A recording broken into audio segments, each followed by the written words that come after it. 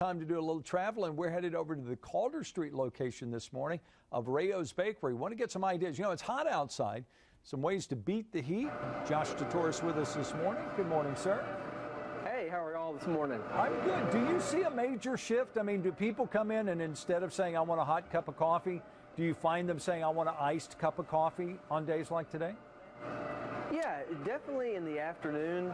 Once it starts to warm up, lunchtime and after lunch, people are looking for something to cool off with. In the mornings, it's still your typical lattes and cappuccinos, brewed coffee, hot. Don't deviate from the norm, no matter what the temperature is, huh? Yes, sir. That's accurate. Okay. Well, I know. Now, one of the things that you guys do, I mean, you do all kinds of different beverages that have ice cream and gelato or whatever in it. But you do iced coffees, and they don't have any of that, right? That's right. We definitely make our lattes and cappuccinos hot normally, but you can also have them over ice and even frozen. And it really becomes, do you want a regular cup of coffee or do you want a drinkable dessert? That's how sweet they can get. Yeah. Now, what's the difference between over ice and frozen? Is it just crushed ice versus, blocks of ice? No, that's a great question. It's really very different. The frozen drinks are a mix. We blended it in the ice. It's definitely crushed versus where the latte, it's not a mix. It's espresso, milk over ice, any kind of flavoring you'd like in it. Gotcha. So the frozen ones are going to be a lot sweeter and less coffee, less caffeine actually than your lattes and cappuccinos. Is this something that the viewer could do at home if they wanted to? I mean, with the same idea of just taking some brewed coffee?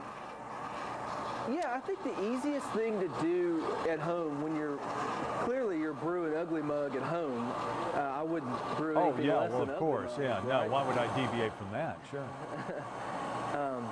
You're going to brew in the morning, and I would brew just an extra 8 ounces or extra 12 ounces, so that whenever you come home in the afternoon and you want an iced coffee, you can have your hot one in the morning. You put your extra in the refrigerator while you're at work. You come home, you take it out of the refrigerator. You don't need much ice because that ice is going to water it down. Right. So that's the best way to do it at home. Now, so does the flavoring make a big difference? I mean, I see that you've got the Torani, there in front of you. Yes, sir, hazelnut. Mm-hmm. It definitely sweetens it up, and I think everyone has their own preference. In the morning, most people like it strong, but I get a lot of people, again, that really like it sweet morning, afternoon, evening.